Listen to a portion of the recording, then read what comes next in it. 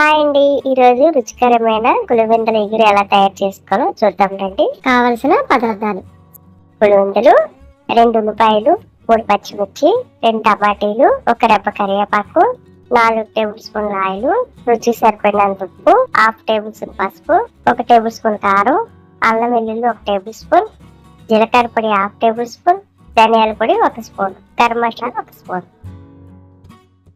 ముందుగా stove on చేసుకొని ఒక బాల్టీ పెట్టుకొని నూనె వేసుకోవాలి. ఇప్పుడు చిన్నగా తరిగిన ఉల్లిపాయ ముక్కలు, సన్నగా తరిగిన పచ్చిమిర్చి వేసుకొని 1 నిమిషం పాటు వేపుకోవాలి.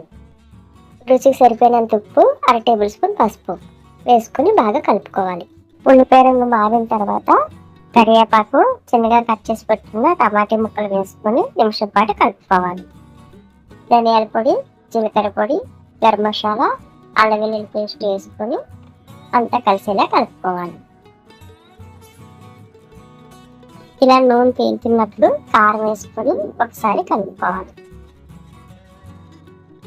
వీడియోలో చూపిస్తున్నట్లుగా మనం కడిగి ఉంచుకున్న చేపలన్నీ నీట్గా లైన్గా పెంచుకోవాలి. అవి నూనె తేలే వరకు ఉంచి నెమ్మదిగా ఒక్కొక్కటి తిరగేస్తూ ఉండాలి. 1 నిమిషం అయ్యాక చేపలు ములిగేలాగా వాటర్ వేసుకోవాలి. నెమ్మదిగా కలుపుకోవాలండి, చేపలు విడిపోతాయి. 10 నిమిషాల పాటు మూత పెట్టుకుంటే రుచికరమైన చేపల ఎగురు రెడీ.